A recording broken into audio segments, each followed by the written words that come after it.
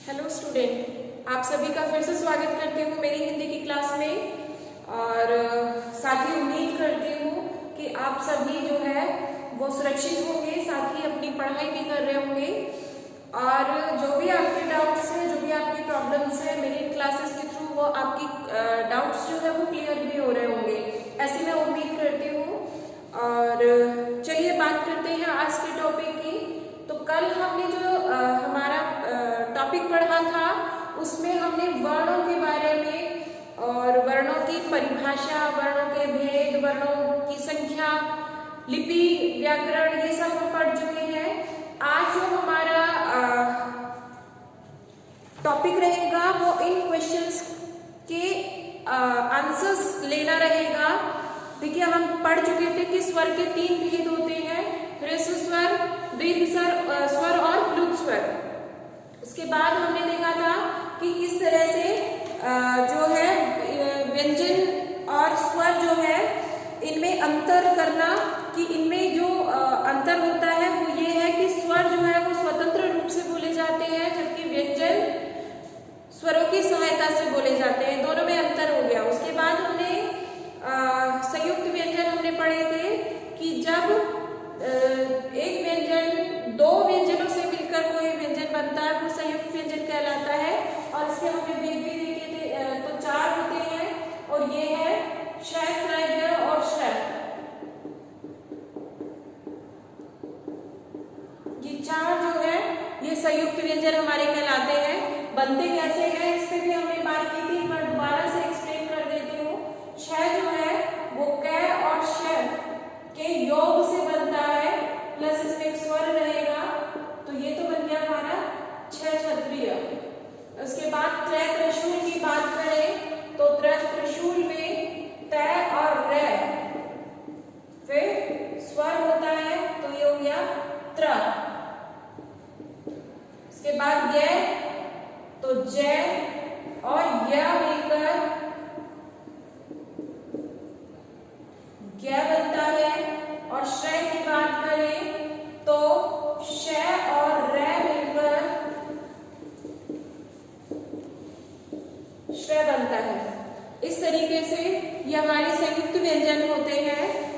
आज जो हमारा टॉपिक रहेगा वो इस टॉपिक से ही रहेगा, और इस टॉपिक में हम कुछ और चीजों के बारे में डिस्कस कर लेते हैं। जैसे पहला जो चीज है वो ये है कि र जो है वो कितने तरीकों से लिखा जाता है। र के बारे में बात कर लेते हैं एक बार। अमूमन बच्चे जो है र में कंफ्यूज भी रहते हैं और प्रॉब्लम्स भी आती हैं। तो र जो है, देखिए, एक तो र हम इस तरीके से लिखते हैं, ये तो मूल रूप हो गया र का। उसके बाद र जो है उसमें पैरों में जो र लगता है उसे हम पदेन र कहते हैं। जैसे पै के साथ लग गया, ठीक है, या कै के साथ लग गया। इस तरीके से यहाँ पैरों में ये र लगता है और एक र होता है, इसलिए ये पैरों में लगता है, इसलिए इसका नाम क्या हो गया? पदेन र। इसका नाम हो गया पदेन र। उसके बाद जो र है वो है हमारा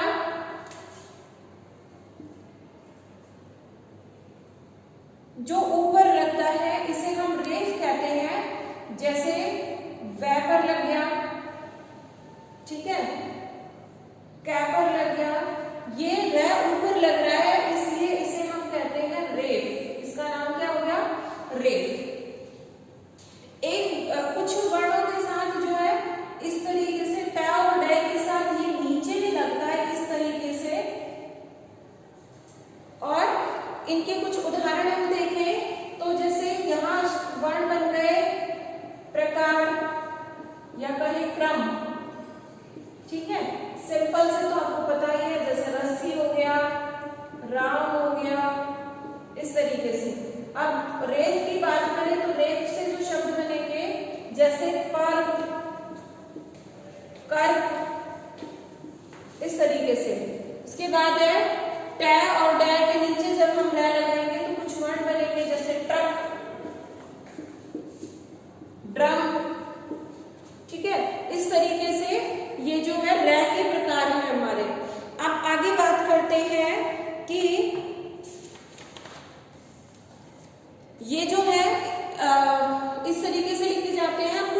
वर्तनी की बात कर लेते हैं। शब्दों को शुद्ध रूप से जो है लिखना वो क्या कहलाता है, वर्तनी कहलाता है। और अक्सर इस तरह के प्रश्न पूछे जाते हैं कि आपको कोई शब्द दे दिया जाए और उस शब्द के बारे में आपसे पूछा जाए कि इस शब्द को शुद्ध करके लिखें। तो शुद्ध करने के लिए जो सबसे इम्पोर्टेंट चीज होती है बच्चों, वो होती है कि हम उस शब्द को शुद्ध रूप से बोलें। जब हम शब्दों को शुद्ध बोलेंगे तभी हम उसे शुद्ध रूप से लिख पाएंगे। अगर हम उच्चारण गलत करेंगे शब्द का तो फिर उसे हम गलत ही लिखेंगे। जैसे मैं एक उदाहरण आपको देती हूँ। मान लीजिए मैंने शब्द बोला स में और श में अक्सर बच्चे कंफ्यूज रहते हैं कि कौन सा स होता है और कौन सा श होता है। तो स और श का उदाहरण हम देख लेते हैं। जैसे मैंने बोला शेष, ठीक है, कुछ बच्चे इसी को बोलते हैं शेष। अब शेष बोलोगे तो भाई शेष ही लिखोगे, ठीक है। ये स होता है, ये श होता है और ये स। तो इस तरीके से तीनों के जो डिफरेंस है साउंड में वो आपको पहचानना है। ये हमारा गलत है, जबकि शेष शब्द जो है वो इस तरीके से लिखा जाता है। अब आगे शब्द की बात करें तो मान लीजिए मैंने बोला प्रकार। अब प्रकार बोलूंगी तो मैं इसी तरह से ही तो लिखूंगी भाई, प्रकार प्रकार हो गया। लेकिन प्रकार कोई शब्द नहीं होता, शब्द होता है हमारा प्रकार। तो ये हो गया हमारा शुद्ध रूप प्रकार। इसके बाद कुछ और बात कर लेते हैं, कुछ और शब्द ले लेते हैं, जैसे हर्ष। अब हर्ष शब्द मैंने बोला और हर्ष लिखा जाता है ऐसे, लेकिन अक्सर बच्चे हर्ष को इस तरीके से लिखते हैं जो कि गलत है। उसके बाद जी आगे देखिए, अगला शब्द है जैसे पोषण। पोषण शब्द होता है और इसे अक्सर पोषण लिख दिया जाता है जो कि गलत है। तो ये सही है, ठीक है। ऐसे ये हर्ष ठीक है, ये प्रकार ठीक है, ये शेष ठीक है। इस तरीके से हमें ये देखना होता है कि शब्द का राइट प्रोनाउंसिएशन क्या है, उसका सही उच्चारण क्या है। जब हम सही उच्चारित करेंगे तो अपने आप जो है हमारा लिखित जो रूप है उसका वो भी क्या होगा, सही होगा। चलिए इसके बाद हम बात कर लेते हैं, हमने बात कर ली थी संयुक्त व्यंजन की। अब हम द्वित्व व्यंजन की भी एक बार बात कर लेते हैं। द्वित्व व्यंजन देखिए क्या होता है, जब एक ही व्यंजन दो बार यूज होता है वो होता है द्वित्व व्यंजन। जैसे कच्चा, अब च जो है वो व्यंजन है और छ व्यंजन का यहाँ पर दो बार प्रयोग किया जा रहा है, इसलिए ये हो गया हमारा द्वित्व व्यंजन। इसके बाद बात करें तो पक्का, यहाँ पर कै व्यंजन दो बार आया इसलिए ये भी क्या हो गया हमारा द्वित्व व्यंजन। उसके बाद दिल्ली, बिल्ली, पत्ता, सत्ता, इस तरह से ये जो शब्द होते हैं जब एक व्यंजन आधा और एक व्यंजन पूरा आता है तो वो हमारे कहलाएंगे द्वित्व व्यंजन, ठीक है। अब हम बात कर लेते हैं इस चैप्टर के क्वेश्चन आंसर्स की, क्योंकि ये मैं चैप्टर आपको दो बार एक्सप्लेन कर चुकी हूँ। अब हम बात करेंगे इसके क्वेश्चन आंसर्स की। तो पहला जो प्रश्न है हमारा वो है ह्रस्व स्वर किसे कहते हैं। तो जिन स्वरों के उच्चारण में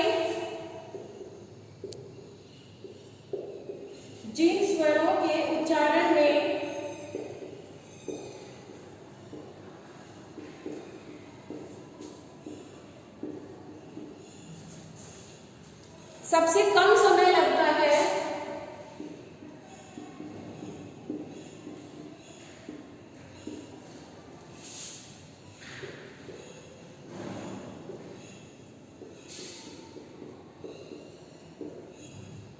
उन्हें ह्रस्व स्वर कहते हैं।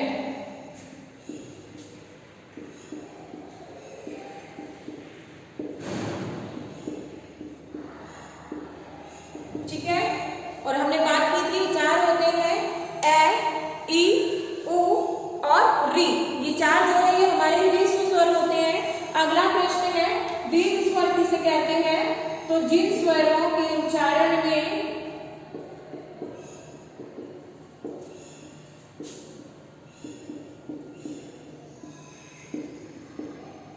ह्रस्व स्वर से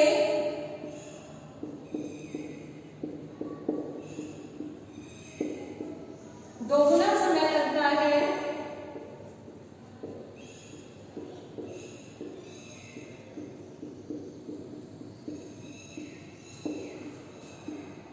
उन्हें दीर्घ स्वर कहते हैं।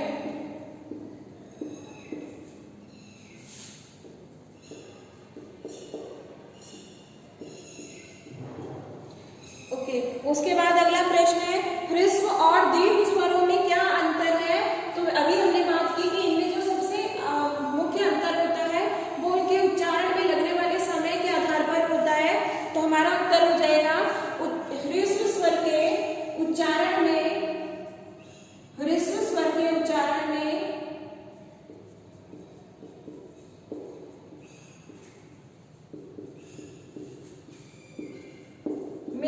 समय कम लगता है,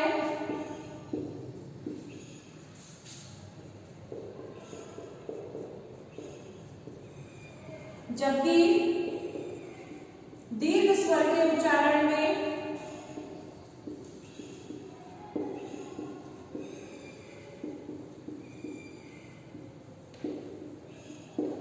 समय अधिक लगता है।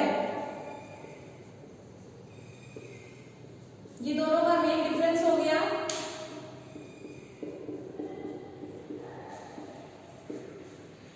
उसके बाद अगला जो प्रश्न है हमारा वो प्लुत स्वर से पूछा गया कि प्लुत स्वर जो है वो किसे कहते हैं। तो देखिए प्लुत स्वर को भी लिख लेते हैं।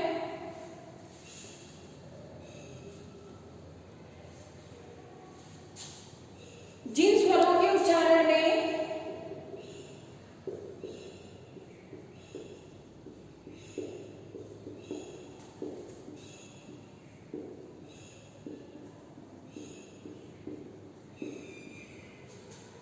ह्रस्व स्वरों से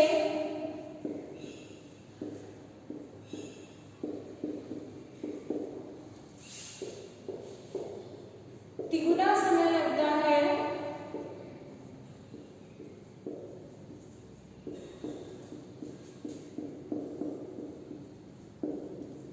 उन्हें प्लुत स्वर कहते हैं।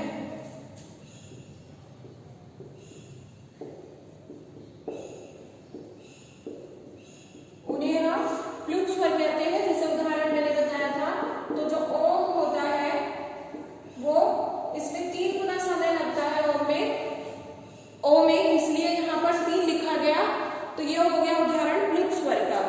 अब बात करते हैं, कुछ टिक द करेक्ट आंसर्स दिए हुए हैं और पहला जो है इसमें प्रश्न है कि ए, छोटी ई, छोटा ऊ और री ऋषि ये कौन सा स्वर है।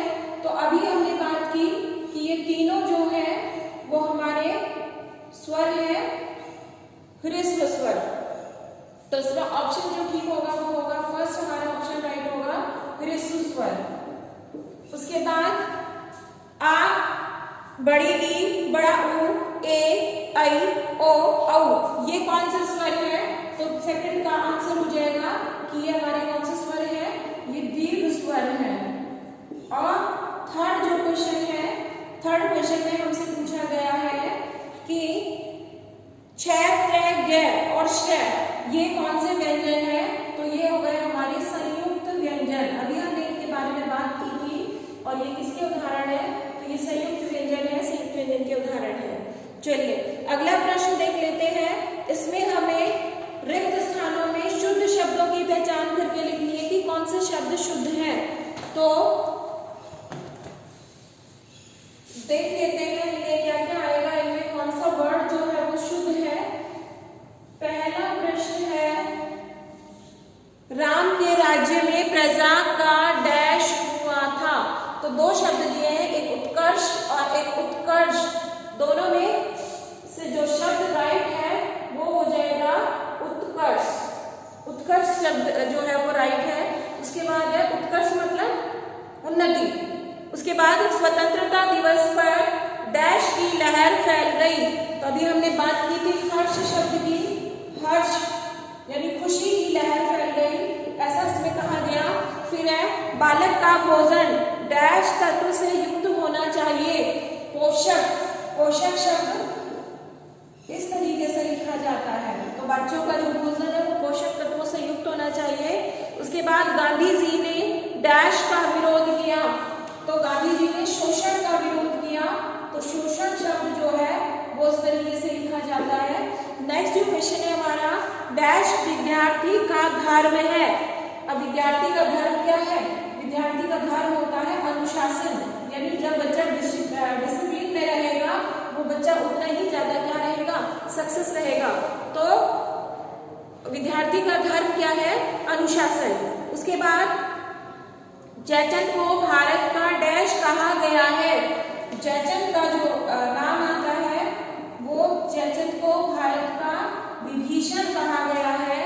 विभीषण जो है वो आपको पता है रावण का भाई था और उसने जाकर सारी बातें श्री राम को बताई थी। तो ये जो है उनके नाम का प्रयोग इस तरीके से किया जाता है कि भाई अपने ही घर का सारी खबर उन्होंने किसी दूसरे को जाकर दी, इसीलिए जयचंद का भी नाम जो है वो विभीषण की तरह ही लिया जाता है। फिर है पुस्तकों से हमको डैश मिलता है। सभी को पता है कि पुस्तकों से हमें क्या मिलता है? तो पुस्तकों से हमें ज्ञान मिलता है। ज्ञान की प्राप्ति जो है वो हमें किससे होती है? पुस्तकों से होती है। नेक्स्ट है ईश्वर सबकी डैश करते हैं। तो ईश्वर तो सबके पालनहार है ना, तो ईश्वर सबकी क्या करते हैं? ईश्वर सबकी रक्षा करते हैं। Next doctor Radha Krishnan dash महान थे। तो आपको पता होगा जो डॉक्टर राधा कृष्णन है वो पेशे से एक शिक्षक थे। तो यहाँ पर आ जाएगा आंसर शिक्षक। और लास्ट है हमारा डैश पर्यावरण के महत्वपूर्ण घटक है। तो वृक्ष जो है वो पर्यावरण के महत्वपूर्ण घटक है। अब मैं आपको एक बात बता देती हूँ, कुछ बच्चे वृक्ष ना बोलकर इस शब्द को बोलते हैं वृक्ष। अगर हम इसे वृक्ष बोलेंगे तब तो हमें इस तरीके से यहाँ पर रह लगाना होगा, जबकि हमारे पास रह नहीं है, री ऋषि की मात्रा है और इसका री ऋषि को हम री की तरह से प्रोनाउंस करते हैं। तो फिर ये क्या शब्द होगा हमारा? वृक्ष। तो आगे से कभी भी इसको वृक्ष ना बोले, ये गलत है। उसके बाद एक और उदाहरण ले लेते हैं, जैसे ग्रह और गृह में अक्सर बच्चे कंफ्यूज रहते हैं और ग्रह और गृह दोनों का सेम प्रोनाउंस करते हैं, दोनों को ही सेम उच्चारित करते हैं। जबकि ये ग्रह है जो हमारे नक्षत्र होते हैं, प्लैनेट्स होते हैं, वो ग्रह होते हैं, जबकि गृह का अर्थ होता है घर। तो ये री की मात्रा है, इसलिए इसका साउंड भी री की तरह ही आना चाहिए, ये ध्यान रखना है आपको। अगला जो प्रश्न है हमारा वो है कुछ शब्द हमें दिए गए हैं और उन शब्दों को हमें शुद्ध रूप में लिखना है। ठीक है, अब इन शब्दों को कैसे शुद्ध रूप में लिखना है? तो मैंने अभी आपको बताया कि शब्दों को जब हम शुद्ध रूप से बोलेंगे तभी हम उन्हें शुद्ध रूप से लिख पाएंगे। तो हमारा जो पहला शब्द है वो है मर्म। अब मर्म शब्द को कैसे लिखा जाता है? देखिए रह जो है वो जल्दी भुला, इसका मतलब रह जो है वो आधा है और आधा रह जो है वो रेफ की तरह लिखा जाएगा, ऊपर लिखा जाएगा। उसके बाद अगला शब्द है हमारा प्रकट। ये हो गया प्रकट। फिर है ड्रम। अभी मैंने डै के नीचे रह लगा के आपको बताया था कि ड्रम शब्द जो है वो यहाँ रह लगने से बना है, तो ये हो गया हमारा ड्रम। उसके बाद है पृष्ठ। पृष्ठ शब्द नहीं होता, शब्द होता है पृष्ठ। नेक्स्ट है रक्षा। ये रक्षा हो गया। और इसके बाद अगला जो वर्ड है वो है हमारा कर्म। कर्म शब्द लिखा हुआ है, जबकि कर्म नहीं होता, शब्द होता है कर्म। नेक्स्ट है चक्र, जबकि इसमें शब्द दिया है चक्री। चक्री नहीं, चक्र शब्द होता है जो कै में रह लगने से बना है। उसके बाद है कक्ष। ये हो गया हमारा कक्ष शब्द। और अगला जो शब्द है वो है तर्क। तर्क शब्द दिया है, जबकि रह जो है वो आधा है, जल्दी भूल रहा है, इसलिए शब्द लिखा जाएगा तर्क। नेक्स्ट है चर्म। उसके बाद नम्रता, नम्रता शब्द दिया है, जबकि नम्रता शब्द होता है, नम्रता कोई शब्द नहीं होता। नम्रता में मैं जो है वो पदेन होता है, रै पदेन होता है और मैं के नीचे लगता है। उसके बाद जो अगला शब्द है वो है हमारा ड्रामा। मैंने आपको बताया था कि इनमें जो रै है वो यहाँ इस तरीके से नीचे लगाया जाता है। उसके बाद अगला शब्द अभी हमने लिखा था, वही शब्द फिर से रिपीट हुआ और शब्द है हमारा वृक्ष। उसके बाद है आशीर्वाद। अक्सर बच्चे गलत लिखते हैं इस शब्द को, आशीर्वाद, आशी शब्द लिख दिया, उसके बाद रै जो है वो इसके बाद मिलेगा, तो रै जो है वो रै पर लगाया जाएगा और इस तरह से यह शब्द बना हमारा आशीर्वाद। उसके बाद नेक्स्ट जो वर्ड है वो है भ्रम। भ्रम यानी संशय, तो ये हो गया भ्रम। फिर है ट्रक, पैर के नीचे फिर रै लगा। अगला जो शब्द होगा वो होगा हमारा सृष्टि। सृष्टि यानी संसार, तो सृष्टि में ऋषि की मात्रा लगेगी जो सै के नीचे लगेगी। उसके बाद और आखिरी जो शब्द है वो है हमारा कर्क। आपने नाम सुना होगा कर्क रेखा, यानी लाइन ऑफ कैंसर, ये कर्क शब्द है और ये इस तरीके से यहाँ पर रेफ के रूप में लिखा जाता है। तो आज जो है इस एक्सरसाइज में हमारे इतने ही क्वेश्चंस थे और उम्मीद करती हूँ कि आपको समझ में आया होगा कि किस तरह से हमें वाक्यों को शुद्ध करना है, किस तरह से हमें उन्हें उनकी वर्तनी को सही से बोलकर सही से लिखना आना चाहिए। ये सब आपको समझ में आया होगा। संयुक्त व्यंजन हमने समझे, उसके बाद हमने द्वित्व व्यंजनों की बात करी कि जब एक ही व्यंजन को दो बार लिखा जाता है तो वो द्वित्व व्यंजन कहलाता है। ठीक है, उसके बाद हमने देखा कि कुछ क्वेश्चंस किए थे, ह्रस्व स्वर किसे कहते हैं, दीर्घ स्वर किसे कहते हैं, प्लुत स्वर किसे कहते हैं, तो इनके बारे में हमने बात की कि इनमें जो सबसे मेन डिफरेंस होता है वो डिफरेंस होता है इनके उच्चारित करने में जो समय लगता है, वो कितना समय जो है बोलने में लिया जा रहा है, उसी के अकॉर्डिंग स्वर जो है वो ह्रस्व, दीर्घ और प्लुत स्वर में बांटे गए हैं। तो आज की क्लास में को मैं यही समाप्त करती हूँ। उम्मीद करती हूँ आज की क्लास आप सबको समझ में आई होगी। मिलते हैं नेक्स्ट क्लास में, तब तक के लिए धन्यवाद।